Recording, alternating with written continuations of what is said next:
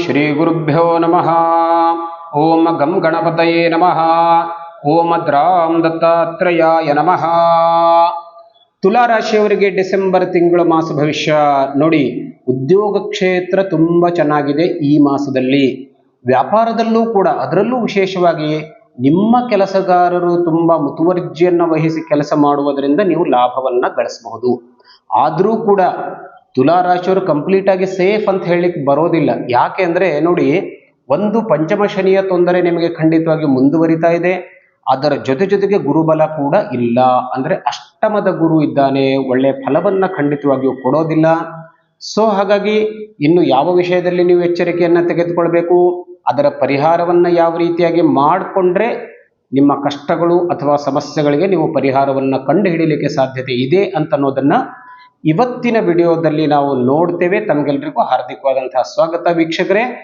ಒಂದು ವೇಳೆ ನಮ್ಮ ಚಾನಲನ್ನು ಇಲ್ಲಿವರೆಗೆ ಸಬ್ಸ್ಕ್ರೈಬ್ ಮಾಡದೇ ಇದ್ರೆ ಅಥವಾ ಹೊಸದಾಗಿದ್ದರೆ ಸಬ್ಸ್ಕ್ರೈಬ್ ಮಾಡಿ, ಬೆಲ್ ಐಕಾನನ್ನು ಪ್ರೆಸ್ ಮಾಡಿ ಇಟ್ಟುಕೊಳ್ಳಿ. ಅಂದರೆ ನಮ್ಮ ನೋಟಿಫಿಕೇಶನ್ ನಿಮಗೆ ಖಂಡಿತವಾಗಿಯೂ ಸಿಗುತ್ತೆ. ನೋಡಿ, ದತ್ತ ಚೈತನ್ಯ ಫೌಂಡೇಶನ್ನಲ್ಲಿ ನಾನು ವಾಸ್ತು ಮತ್ತು ಜ್ಯೋತಿಷ್ಯಕ್ಕೆ ವಿಷಯದ ಸಂಬಂಧಪಟ್ಟಂತಹ ವಿಷಯಗಳನ್ನು ಬಹಳ ಒಂದು ಮುತುವರ್ಜಿಯಿಂದ ನಾನು ಕೊಡ್ತಾ ಇದ್ದೇನೆ.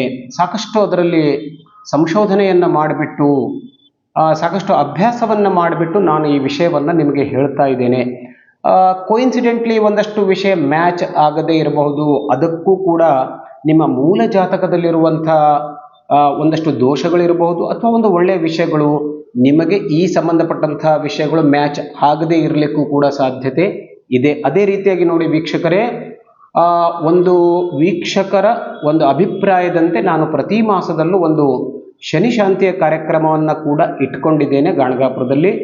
ಸೊ ಅದಕ್ಕೆ ನಿಮಗೇನಾದರೂ ಅಪೇಕ್ಷೆ ಇತ್ತು ಅಂತಂದರೆ ನಿಮ್ಮ ಹೆಸರನ್ನು ಸಂಕಲ್ಪದಲ್ಲಿ ಸೇರಿಸಿಕೊಳ್ಳಬಹುದು. ಅದಕ್ಕೆ ಬೇಕಾದರೆ ನೀವು ನಮ್ಮನ್ನು ಸಂಪರ್ಕಿಸಿ ವಾಸ್ತು ವಿಷಯವನ್ನು ಕೂಡ ನೀವು ನೋಡಲಿಕ್ಕೆ ಸಾಧ್ಯತೆ ಇರುತ್ತೆ. ನಾನು ಹೇಳಿದೆ, ಖಂಡಿತವಾಗಿಯೂ ಉದ್ಯೋಗ ಕ್ಷೇತ್ರ ಚೆನ್ನಾಗಿದೆ. ಅದರಲ್ಲೂ ಶಿಕ್ಷಣ ಕ್ಷೇತ್ರದಲ್ಲಿರುವಂಥ ಜನರಿಗೆ, ತುಲಾ ರಾಶಿಯವರಿಗೆ ಒಳ್ಳೆಯದಾಗಿದೆ. ವ್ಯಾಪಾರದಲ್ಲೂ ಕೂಡ ನೀವು ಸ್ವಲ್ಪ ಮಟ್ಟಿಗೆ ಒಂದಷ್ಟು ಲಾಭವನ್ನು ಗಳಿಸಲಿಕ್ಕೆ ಸಾಧ್ಯತೆ ಇದೆ.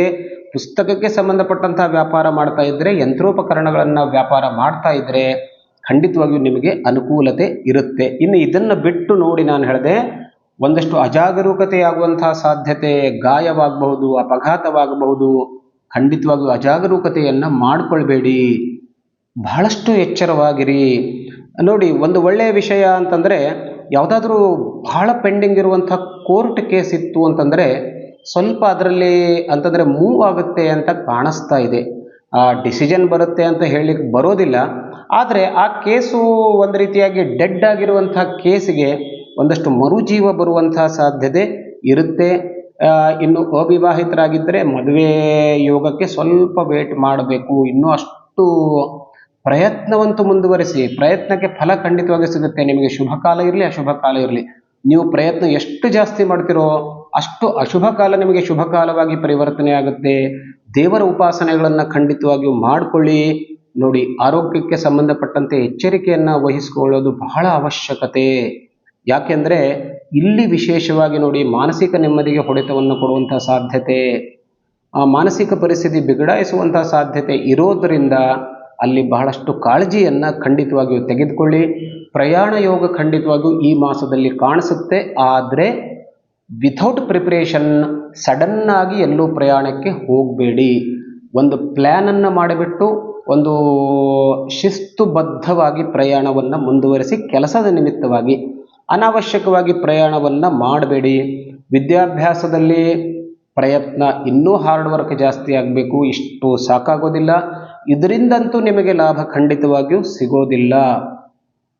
ಆಲಸ್ಯತನ ಮೂಡಿಬಿಟ್ಟಿರುತ್ತೆ, ಅದನ್ನು ತೊಡೆದು ಹಾಕಿಬಿಟ್ಟು ಅಲ್ಲಿ ಖಂಡಿತವಾಗಿ ಮುಂದುವರಿಯಿರಿ. ಯಾಕೆ ಅಂತ ಕೇಳಿದ್ರೆ ನೋಡಿ, ಒಂದು ವೇಳೆ ನೀವೇನಾದರೂ ಇನ್ನೂ ಸಣ್ಣ ಮಕ್ಕಳಿದ್ರೆ ಯಾವ ಥರದ ತೊಂದರೆ ಇಲ್ಲ. ಒಂದು ವೇಳೆ ಉದ್ಯೋಗಕ್ಕೆ ಅಪೇಕ್ಷೆಗಳಾಗಿ ಒಂದಷ್ಟು ಪರೀಕ್ಷಾ ಕಾಲಗಳಿರುತ್ತೆ, ಕಾಂಪಿಟೇಷನ್ ಎಕ್ಸಾಮ್ಸ್ ಇರುತ್ತೆ, ಅಲ್ಲಿ ಇಷ್ಟು ಪ್ರಯತ್ನ ತುಲಾರಾಶಿಯವರಿಗಂತೂ ಖಂಡಿತವಾಗಿಯೂ ಸಾಕಾಗೋದಿಲ್ಲ. ಯಾಕೆಂದರೆ ಕಾಲಕ್ಕೆ ವಿರುದ್ಧವಾಗಿ ನೀವು ಹೋಗಬೇಕು. ಕಾಲ ಸರಿ ಇಲ್ಲ, ಟೈಮ್ ಸರಿ ಇಲ್ಲ. ಸೊ ಅದಕ್ಕೆ ಫೇಸ್ ಮಾಡ್ತಾ ನೀವು ಹೋಗಬೇಕು ಅಂತಂದರೆ ಅದಕ್ಕೆ ಕೇವಲ ನಿಮ್ಮ ಪ್ರಯತ್ನ ಮಾತ್ರ ಸಹಕಾರಿಯಾಗಲಿಕ್ಕೆ ಸಾಧ್ಯತೆ ಇರುತ್ತೆ. ನೋಡಿ, ಈ ಒಂದು ಮಾಸದಲ್ಲಿ ಇನ್ನೂ ಒಂದು ವಿಷಯದಲ್ಲಿ ಎಚ್ಚರಿಕೆಯಾಗಿರಿ. ಅಪವಾದಗಳು ನಿಮ್ಮನ್ನು ಸುತ್ತುಕೊಳ್ಳುತ್ತೆ. ನಿಮ್ಮ ಗೌರವಕ್ಕೆ ಒಂದಷ್ಟು ಚ್ಯುತಿ ತರುವಂತಹ ಸಾಧ್ಯತೆ ಇರುತ್ತೆ. ಅನಾವಶ್ಯಕ ಅಪವಾದಗಳು ಬರುವಂತಹ ಸಾಧ್ಯತೆ. ಅಂಥ ಏನಾದರೂ ಪರಿಸ್ಥಿತಿ ಕಂಡ್ರೆ ಬಹಳ ಕೇರ್ಫುಲ್ಲಾಗಿ. ಆದರೆ ಒಂದಷ್ಟು ಪಿತ್ರಾರ್ಜಿತ ಆಸ್ತಿಯಿಂದ ನಿಮಗೆ ಒಂದಷ್ಟು ಧನ ಲಾಭವಾಗುವಂಥ ಸಾಧ್ಯತೆ ಇದೆ. ಸೊ ಒಳ್ಳೆಯ ವಿಷಯ. ಹಾಗಾಗಿ ಇಲ್ಲಿ ಗಳಿಸಿಕೊಳ್ಳೋದು ಕಳೆದುಕೊಳ್ಳೋದು ಎರಡೂ ಇದೆ.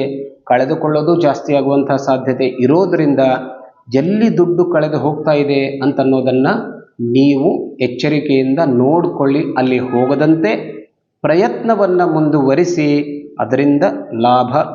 ಮತ್ತು ಈ ಎಲ್ಲ ವಿಷಯದಲ್ಲೂ ಈ ಒಂದು ಮಾಸದಲ್ಲಿ ತಾಯಿಯ ಸಂಯೋಗ ಅಂತ ಅನ್ನೋದನ್ನು ತೋರಿಸ್ತಾ ಇದೆ. ತಾಯಿಯ ಸಲಹೆಯನ್ನು ತೆಗೆದುಕೊಳ್ಳಿ, ಅಥವಾ ತಾಯಿಯ ಒಂದು ಸ್ಮರಣೆಯನ್ನು ಮಾಡಿಕೊಳ್ಳಿ. ಅದರಿಂದ ನಿಮ್ಮ ಮನಸ್ಸಿಗೂ ನೆಮ್ಮದಿಯಾಗುತ್ತೆ. ಸಂಕಷ್ಟಗಳಲ್ಲಿ ಪರಿಹಾರವನ್ನು ಸಿಗುವಂಥ ಸಾಧ್ಯತೆ ಇರುತ್ತೆ. ಈ ಮಾಸದಲ್ಲಿ ಒಂದಷ್ಟು ಪರಿಹಾರಗಳನ್ನು ಮಾತ್ರ ಖಂಡಿತವಾಗಿಯೂ ತಪ್ಪದೇ ಮಾಡಿಕೊಳ್ಳಿ. ಜನರಿಗೆ ಮತ್ತು ಬಡಬಗ್ಗರಿಗೆ ಉಪಯೋಗವಾಗುವಂತಹ ಕಬ್ಬಿಣದ ವಸ್ತುಗಳನ್ನು ದಾನ ಮಾಡಿ. ಸತ್ಪಾತ್ರೆ ದಾನಂ. ಯಾರಿಗೆ ಅವಶ್ಯಕತೆ ಇದೆಯೋ ಅವರಿಗೆ ದಾನವನ್ನು ಮಾಡಿದ್ರೆ ಮಾತ್ರ ಅದರ ಲಾಭ ನಮಗೆ ಸಿಗಲಿಕ್ಕೆ ಸಾಧ್ಯತೆ. ಇಲ್ಲದೇ ಇದ್ದರೆ ಅದರ ಉಪಯೋಗ ಖಂಡಿತವಾಗಿಯೂ ಆಗೋದಿಲ್ಲ. ಯಾವುದಾದ್ರೂ ಮಹತ್ವದ ಕೆಲಸಗಳನ್ನು ಹೋಗಬೇಕು ಅಂತಂದರೆ, ಯಾವುದೋ ಪರೀಕ್ಷೆ ಇರಬಹುದು, ಇಂಟರ್ವ್ಯೂ ಇರಬಹುದು, ಹೌದಾ, ಯಾವುದಾದ್ರೂ ವಿಶೇಷವಾದಂಥ ಡೀಲಿಂಗ್ ಇರಬಹುದು. ಅಂಥ ಸಮಯದಲ್ಲಿ ಸ್ವಲ್ಪ ಈ ಹಳದಿ ಬಟ್ಟೆ, ಕ್ರೀಮ್ ಕಲರ್ ಬಟ್ಟೆ ಇಂಥದ್ದನ್ನು ಉಪಯೋಗಿಸಿ. ಅಥವಾ ಬಿಳಿ ಬಟ್ಟೆ ಆದರೂ ಕೂಡ ಪರವಾಗಿಲ್ಲ, ಅದರಲ್ಲಿ ಸ್ವಲ್ಪ ಹಳದಿ ಮಿಶ್ರಣ ಇತ್ತು ಅಂತಂದರೆ ಇನ್ನೂ ಲಾಭ. ಇಂಥ ಬಟ್ಟೆಗಳನ್ನು ಧಾರಣೆ ಮಾಡಿ ಹೋಗಿದ್ದಾದರೆ ಆ ಕೆಲಸಗಳಲ್ಲಿ ಸ್ವಲ್ಪ ಅನುಕೂಲತೆ ನಿಮಗೆ ಜಾಸ್ತಿ ಆಗುವಂಥ ಸಾಧ್ಯತೆ ಇರುತ್ತೆ. ನಾನು ದಾನದ ವಿಷಯವನ್ನು ಆಗಲೇ ಹೇಳಿದೆ. ಕಬ್ಬಿಣದ ದಾನವನ್ನು ಕೂಡ ಮಾಡಿ, ಅದರ ಜೊತೆಗೆ ಸ್ವಲ್ಪ ಅನ್ನದಾನವನ್ನು, ಅದು ಯಾವ ರೀತಿಯಾಗಿ, ಕೆಂಪು ಪ್ರಕಾರದ ಸಿಹಿ ಅನ್ನದಾನವನ್ನು ಮಾಡಿ. ಅದು ಕೆಂಪಾಗಿರಬೇಕು ಸಾಧ್ಯವಾದಷ್ಟು, ಯಾಕೆಂದರೆ ಕುಜದೋಷ ಪರಿಹಾರವಾಗುತ್ತೆ. ಸಿಹಿಯಾಗಿರಬೇಕು. ಅಂಥ ಒಂದಷ್ಟು ಅನ್ನದಾನವನ್ನು ಮಂಗಳವಾರದ ದಿವಸ, ಅಮಾವಾಸ್ಯೆಯ ದಿವಸ ಮಾಡಿದ್ದಾದರೆ ಸಂಕಷ್ಟಗಳಿಗೆ ದಾರಿ ಸಿಗಲಿಕ್ಕೆ ಸಾಧ್ಯತೆ ಇರುತ್ತೆ. ಸೊ ಅದರಿಂದ ನಿಮ್ಮ ತೊಂದರೆಗಳು ಖಂಡಿತವಾಗಿಯೂ ನಿವಾರಣೆ ಆಗುತ್ತೆ. ಮತ್ತೆ ಭೇಟಿಯಾಗೋಣ. ನಮಸ್ಕಾರ.